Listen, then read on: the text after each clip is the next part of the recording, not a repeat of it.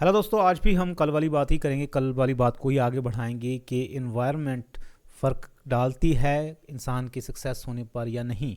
Of course फ़र्क तो पड़ता ही है, पर इतना फ़र्क नहीं पड़ता कि कोई इंसान उससे पूरी तरह से रुक जाए।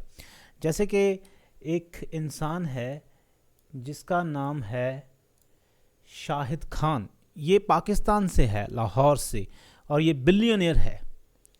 13 पॉइंट कुछ बिलियन डॉलर्स की इसका एम्पायर है, 1360 करोड़ का। और अगर आप इसका विकीपीडिया पढ़ो तो आपको पता चलेगा कि ये पाकिस्तान लाहौर में एक मिडिल क्लास फैमिली में पैदा हुआ है। और उसके बाद ये 1967 में ये पढ़ाई करने यूनाइटेड स्टेट्स गया। वहाँ पर इसने बहुत छोटी सी जॉब की, बर्तन बर्तन मांजने की, $1.20 पर आवर, बहुत छोटी। और साथ में पढ़ाई भी करता था और साथ में छोटी सी जॉब भी करता था, जैसे सभी वहाँ पर जो स्टडी करने जाते हैं वो करते हैं। और उसके बाद इसने फिर धीरे धीरे उस जॉब से कुछ और करने लगा, जैसे ऑटोमेटिव मैन्युफैक्चरिंग कंपनी में इसने जॉब की। और फिर धीरे धीरे बढ़ता बढ़ता started bumper works which made car bumpers for customized pickup trucks. Okay, car bumpers बनाते हैं जो कस्टमाइज्ड पिकअप ट्रक्स के लिए। तो इसने लोन लिया कुछ $50,000 का, और अपना जो सेविंग्स थी कुछ $16,000 की, वो भी इसने लगाई अपनी, जो इसने बचा कर रखे थे पैसे।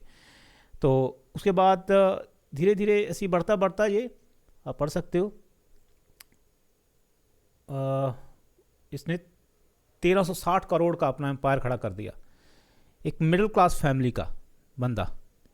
तो ये कहना कि इन्वायरमेंट इतना फ़र्क डालती है कि इंसान कुछ कर ही नहीं सकता, ये बिल्कुल सच नहीं है।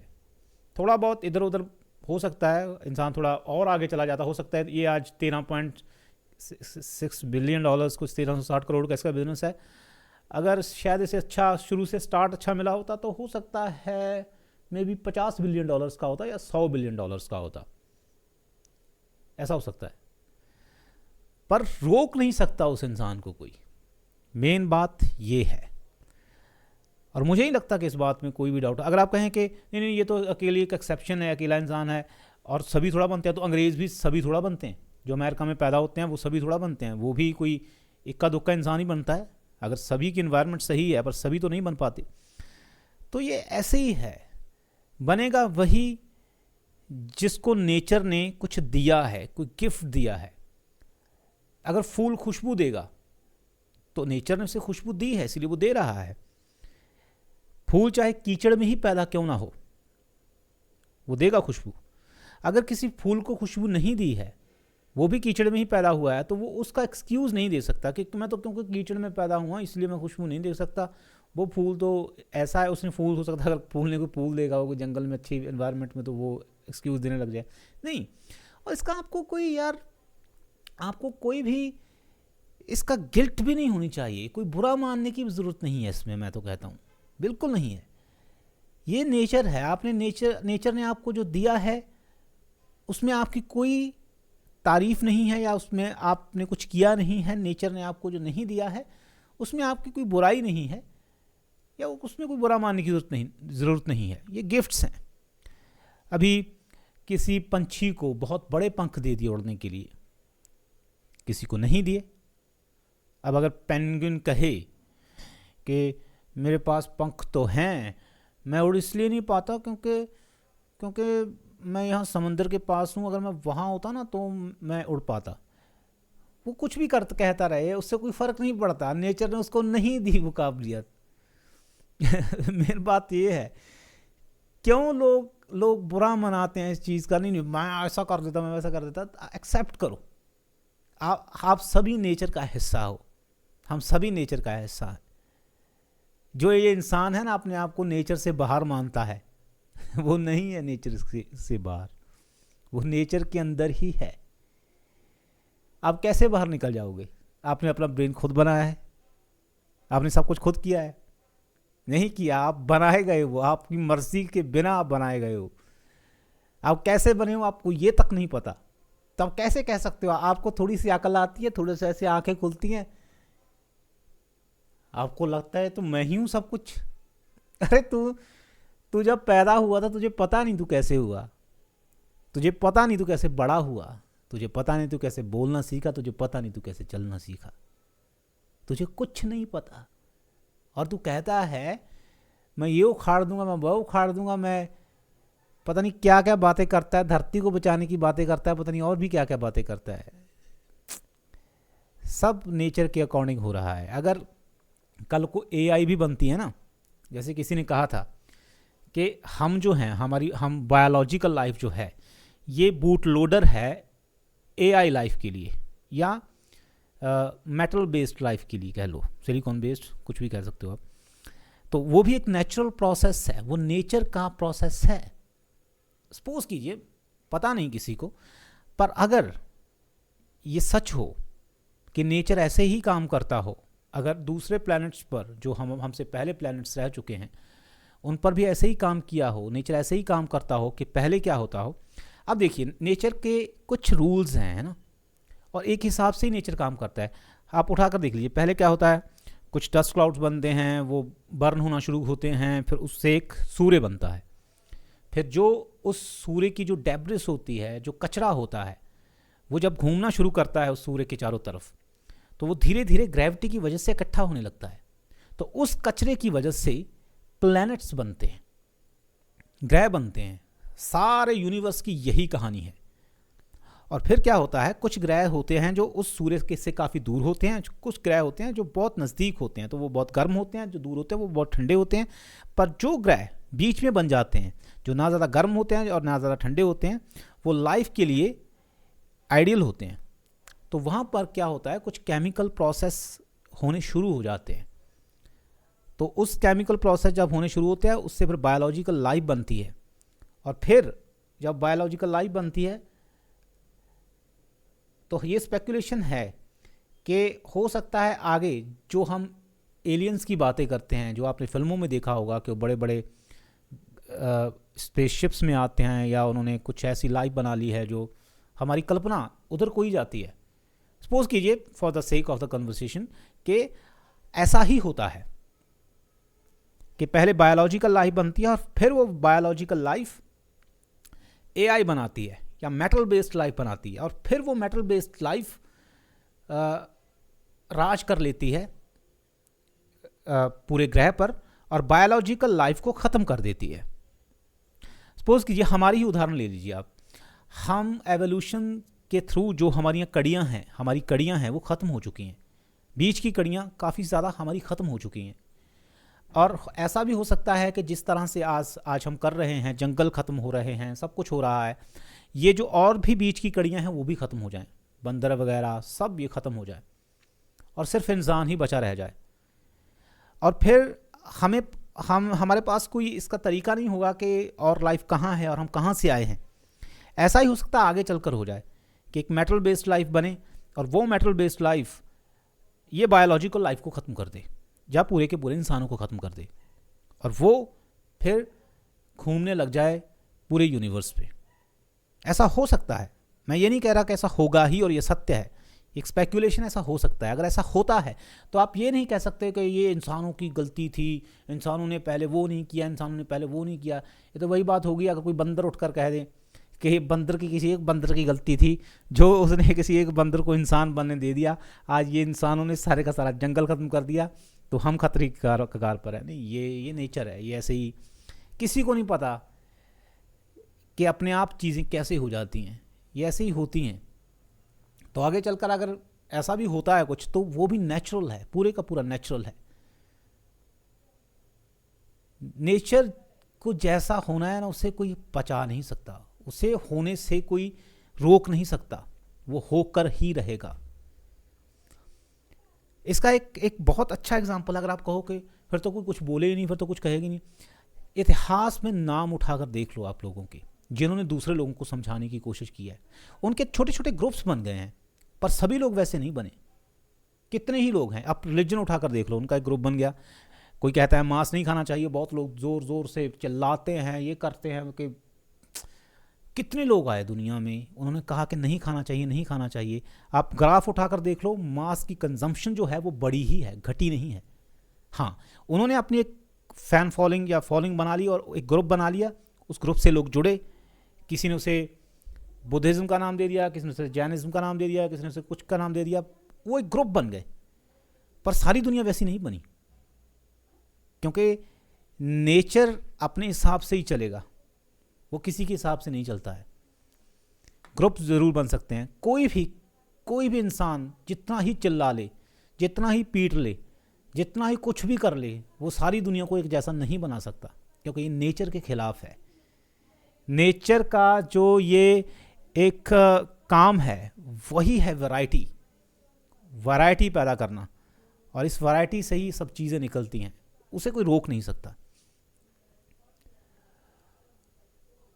कोई भी आप कितने दार्शनिक आए, कितने फिलोसफर्स आए, कितने बाबा आए, कितने धर्म आए, पर ये दुनिया ठीक तो क्या होनी थी, ये और कलयुग की तरफ, जिसे हम कलयुग कहते हैं, और उसकी तरफ बढ़ती चली जा रही है। तो इस हिसाब से तो इसे और ठीक होना चाहिए था क्योंकि अगर हम शुरुआत की बात करें तो शुरुआत में तो कम लोग थे जिन्होंने दुनिया को समझाया था, तो तब तो दुनिया फिर पहले काफ़ी ठीक थी। पर जैसे जैसे वो बढ़ते गए, जैसे जैसे दुनिया को समझाते रहे, उस हिसाब से तो और ठीक होनी चाहिए थी, पर वो ठीक नहीं हुई। उनके अलग अलग ग्रुप ज़रूर बन गए, और उन ग्रुप्स की वजह से लड़ाइयाँ हुई एक दूसरे से, और वो और प्रॉब्लम्स क्रिएट हुई, पॉलिटिक्स में प्रॉब्लम्स आई, और नई प्रॉब्लम्स तो क्रिएट हो गई, पर कोई प्रॉब्लम सॉल्व होती नहीं दिखी कि कोई सॉल्व हुई है प्रॉब्लम। ना ही तो मीट कंजप्शन बंद हुआ, ना ही चोरियाँ बंद हुई, ना ही झूठ बोलना बंद हुआ, कुछ भी नहीं बंद हुआ, और ये बढ़ा है बजाय इसके।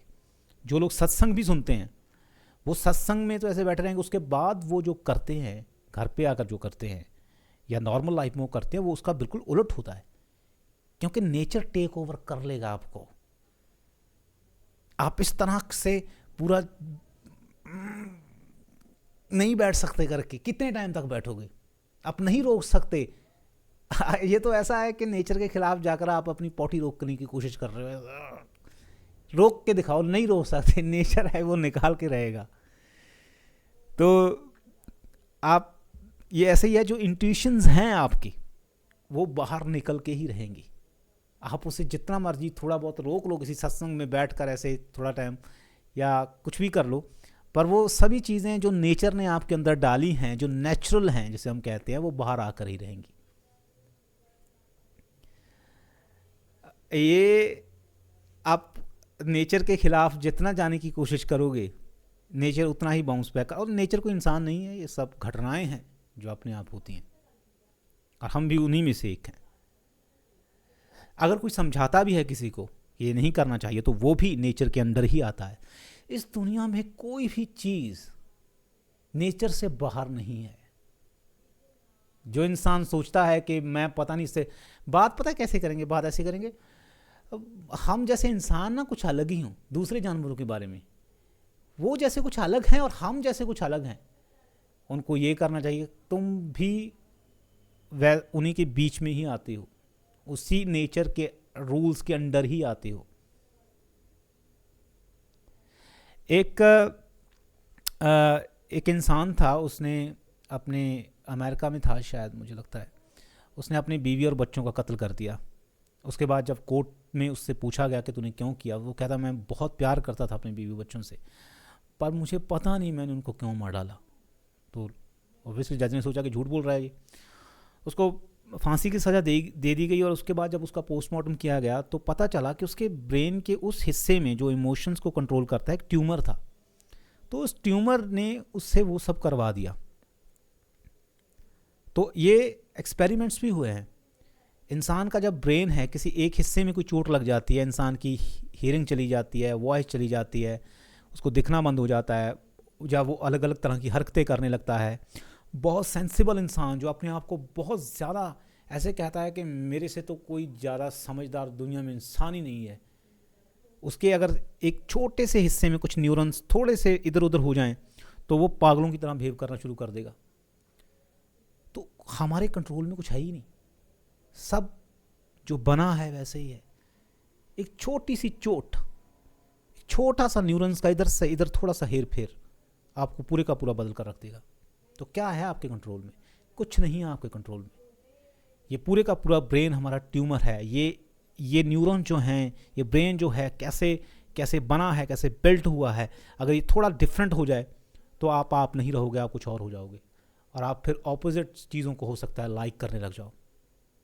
आपको पता है प्रेग्नेंट लेडीज़ जो होती हैं वो कई बार मिट्टी खाना शुरू कर देती हैं, कई बार ऐसी ऐसी चीज़ें खाना शुरू कर देती हैं जिनसे वो पहले नफरत करती थी, जिनसे वो देखकर पहले उनको घृणा आती थी कि नहीं नहीं मैं तो ये खा ही नहीं सकती, बाद में वो कहती हैं कि मुझे वो खाना है, उनको दिल करता है वो खाने का। एक इंसान था, वो वेजिटेरियन था, वो फंस गया कहीं मुझे लगा समंदर में फंस गया था वो, और जब भूख लगी तो मछली खानी शुरू कर दी, और उसके बाद उसने मछली की आंतें निकाल कर खानी शुरू कर दी, मछली की आंतें, जिससे वो पहले काट कर देख कर भी उन्हें घृणा करता था। वो जब वो बाद में स्टडी किया गया या उसने बताया कि मैंने ऐसा क्यों किया, मुझे तो देख कर ही उल्टी आती थी। कहते हैं कि तुम्हारे शरीर में कुछ ऐसी चीज़ों की, कुछ ऐसे न्यूट्रिएंट्स की कमी हो गई थी जिसकी वजह से तुम्हारे शरीर ने उसकी मांग की और तुम्हें वो चीज़ें अच्छी लगने लगी, स्वादिष्ट लगने लगी। तो आप खुद भी ट्राई कर सकते हैं, अगर आपके शरीर में ना किसी चीज़ की, किसी न्यूट्रिएंट की कमी हो, आपको वो चीज़ हमेशा स्वादिष्ट लगेगी। अगर आप में प्रोटीन की बहुत ज़्यादा कमी हो तो आपको उबले अंडे बड़े ऐसे लगेंगे कि आपको ऐसा लगेगा बस खा लूँ। कोई भी चीज़, जिस भी चीज़ की कमी होगी वो हमेशा आपको स्वादिष्ट लगेगी। अगर आप उसके बार बार खाते रहोगे फिर वो आपको अच्छी लगनी बंद हो जाएगी। क्यों? क्योंकि शरीर की कमी पूरी हो गई। कमी पूरी हो गई तो शरीर को अब वो चीज़ अच्छी नहीं लगेगी। आपको प्यास लगती है, आपको पानी इतना स्वादिष्ट लगता है कि जैसे दुनिया की मीठी से मीठी चीज़ उसकी बराबरी नहीं कर सकती, पानी की बराबरी नहीं कर सकती, आपको इतनी अच्छी लगती है वो।